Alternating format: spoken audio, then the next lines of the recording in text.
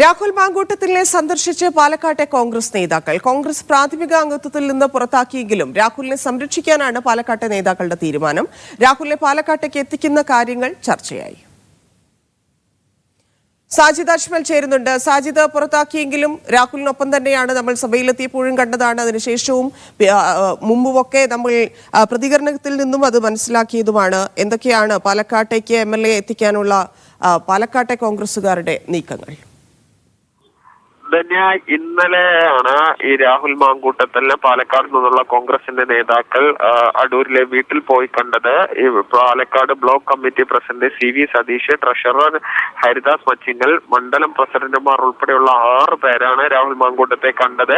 എത്രയും പെട്ടെന്ന് പാലക്കാട്ടേക്ക് എത്തണം എന്നാണ് അവർ രാഹുൽ മാങ്കൂട്ടത്തിലോട് ആവശ്യപ്പെട്ട പ്രധാനപ്പെട്ട കാര്യം എന്ന് പറയുന്നത്.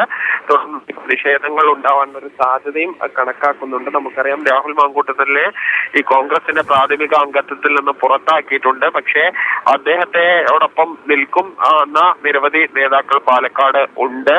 ഈ DYFIയും അതുപോലെ തന്നെ BJPയും പ്രതിഷേധമുണ്ടാകുമെന്ന് പറഞ്ഞിട്ടുണ്ട്. അതിനെ ഈ കോൺഗ്രസ് ഏതെങ്കിലും തരത്തിലുള്ള സംരക്ഷണം രാഹുലിന് ഒരുക്കുമോ എന്ന കാര്യത്തിൽ ഇപ്പോഴും ഒരു വ്യക്തത വന്നിട്ടില്ല.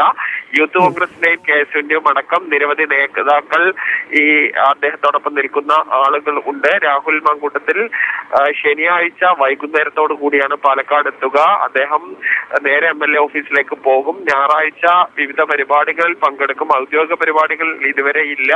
ഈ വ്യക്തിപരമായ ചില കൂടിക്കാഴ്ചകളും മറ്റുമായിരിക്കും ഞായറാഴ്ച ഉണ്ടാവുക. അത്തരം പരിപാടികൾക്കിടെ സംഘർഷം ഉണ്ടാവാനുള്ള സാധ്യതയില്ല. ഔദ്യോഗിക പരിപാടി തടയും എന്നുള്ളതാണ് ഈ BJPയും DYFIയും പ്രഖ്യാപിച്ചിട്ടുള്ളത്. ശരി സാജിദ്.